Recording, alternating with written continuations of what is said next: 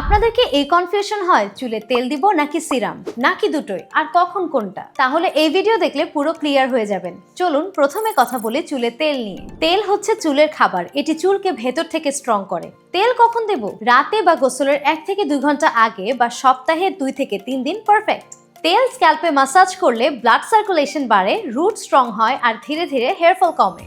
একটা ভুল অনেকেই করে, বাইরে বের হবার আগে চুলে তেল দিয়ে নেয়। প্লিজ এটা একেবারেই করা যাবে না, কেননা এতে চুল অনেক ফ্রিজি হয়ে ডাস্টি হয়ে যায়। এখন আসি সিরাম নিয়ে। সিরাম হলো প্রোটেকশন, এটা চুলকে বাহির থেকে প্রোটেক্ট করে। সিরাম কখন অ্যাপ্লাই করবেন? গোসলের পর।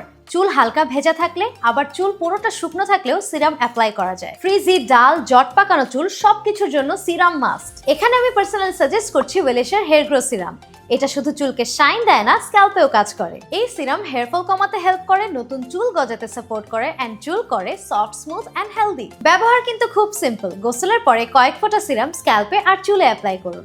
ধোয়ার কোনো ঝামেলা নেই। এই ছোট্ট রুটিনটা ফলো করলে চুল থাকবে স্ট্রং, হেলদি এন্ড শাইনি।